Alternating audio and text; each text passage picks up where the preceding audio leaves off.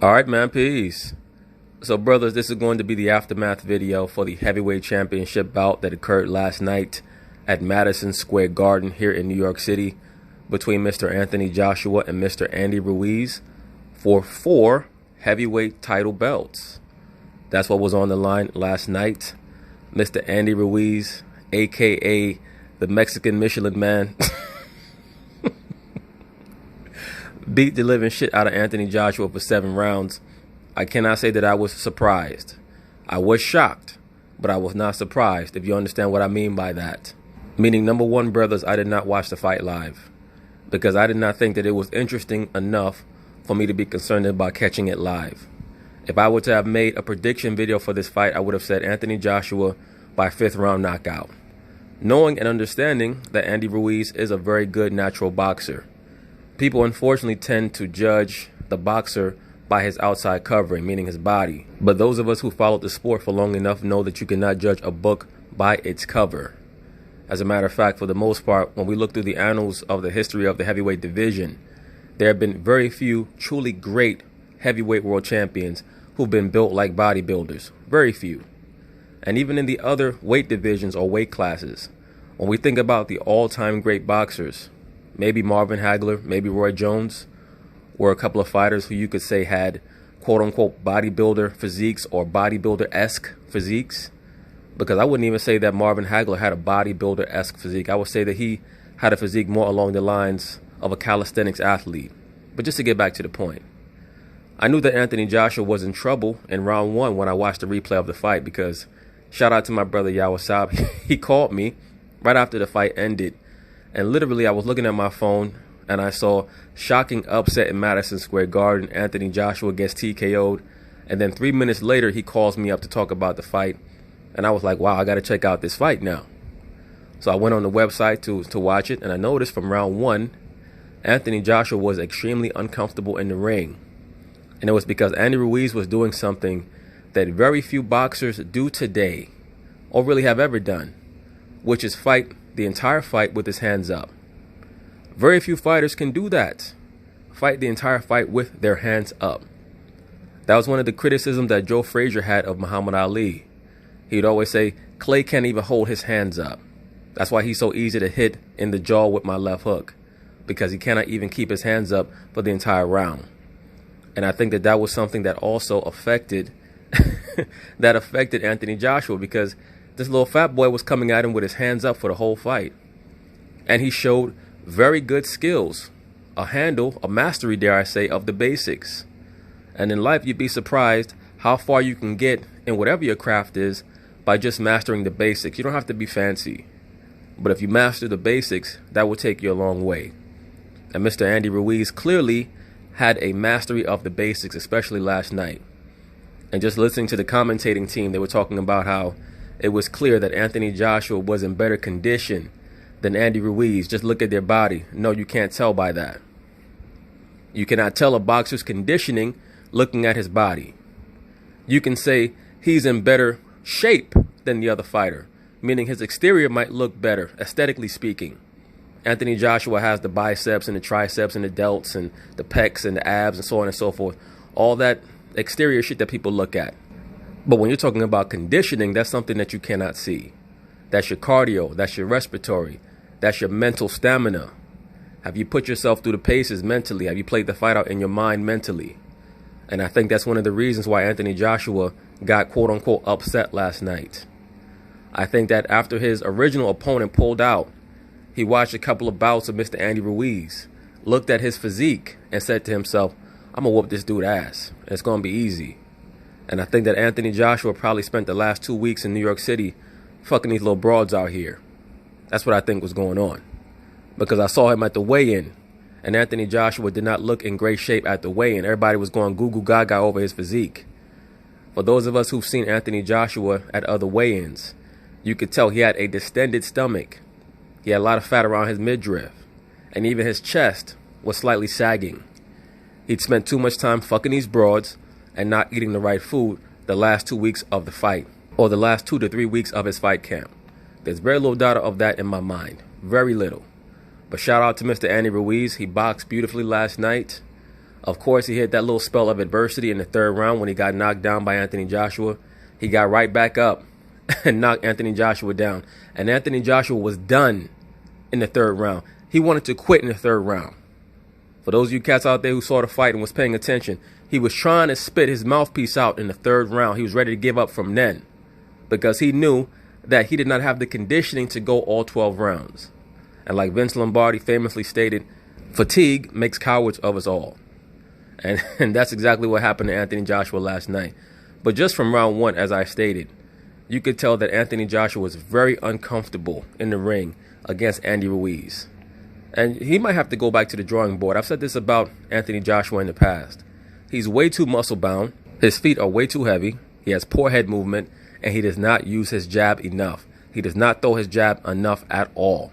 And as I'm watching the fight and I see Andy Ruiz steady coming forward in a straight line, I'm saying to myself, why does this dude Anthony Joshua not throw his jab, whether it be to the face or to the body, and try to wear Andy Ruiz down early? And it became more and more apparent to me, this dude Anthony Joshua is not in shape. He did not show up for this fight taking his opponent seriously. He thought that he was going to make a splash in America by fighting a bum. And he's been running all around the city and probably the tri-state area, just fucking all these broads out here, man. I said to myself, let me find out this nigga left his legs in Harlem. Man was all up around 125th Street popping these birds because his legs was done.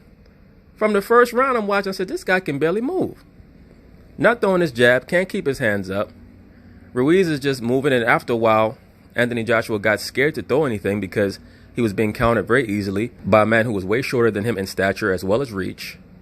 So that tells you, once again, Anthony Joshua had no idea what to do once Andy Ruiz got inside.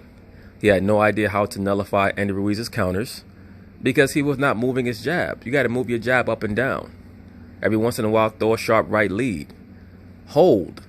Walk your man back to the middle of the ring if he's walking you down. It wasn't like Andy Ruiz was cutting off the ring. So it was very clear to me, at least, that conditioning was the major issue. And that's not an excuse at all. Because when we just compare boxing skills, skill for skill, Andy Ruiz is far more skilled than Anthony Joshua. Far more skilled. But I'll say this for Mr. Anthony Joshua. This is going to be the best time of his life right now. Because what he's going to be able to discern is exactly who is really in his corner. There's a boxing term called your corner, where you have your trainer and your cut man, so on and so forth. Now he's going to be able to ascertain who really is in his corner for real, for real. Always understand something. You don't know who's with you in prosperity. You only know who's with you in adversity. So Anthony Joshua is about to figure that out very quickly. Very quickly. Because all those hangers-on and, you know, the cheerleader guys and the dudes trying to put a battery in your back and tell you how great you are, how much they love you, they're going to start looking at you funny. And that's great. Because that's their way of letting you know I was never with you in the first place. Life is about peeling away. You have to peel away irrelevant people, irrelevant things out of your life over a process of time as you come to a greater understanding of who you are and who you're supposed to be. And Mr. Anthony Joshua, he's about to enter into that time period, and it's going to be the best time period of his life. He'll reflect back on this 10, 15 years from now. If this world is still around 10 or 15 years from now, he's going to say, that was the turning point in my life. It might also be the turning point in his career, because he did quit.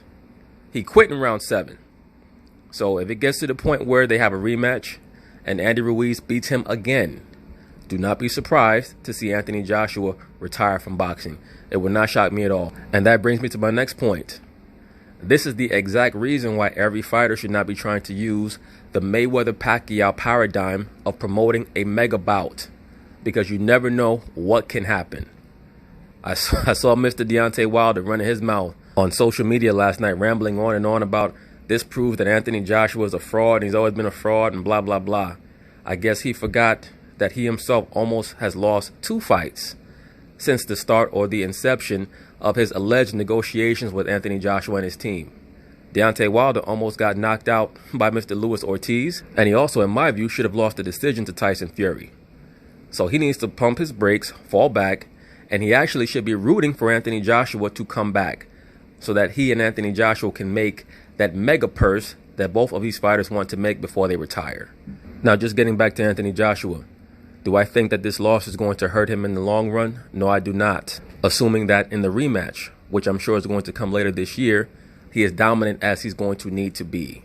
That's why I've stated that this is going to be the most pivotal and revelatory time period of his life. He's going to find out about the people around him as well as about himself.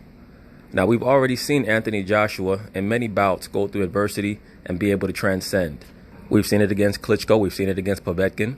So we're going to have to see it again, because the furtherance of his career is depending on his ability to be able to transcend this little hiccup, this stumbling block, because that's all this is. Everybody's going to try to pump it up. This is the greatest upset since Tyson and Douglas, blah, blah, blah. Give me a break. Mike Tyson had never been knocked down until he fought Buster Douglas. Okay? He'd never been knocked down until he fought Buster Douglas. We've seen Anthony Joshua down on the canvas numerous times against previous opponents, and that's why I stated in one of the previous videos that I did on Mr. Anthony Joshua that he has a shaky chin. And many of his fans got very upset with me. I don't give a shit. It is what it is. I know a shaky chin when I see one.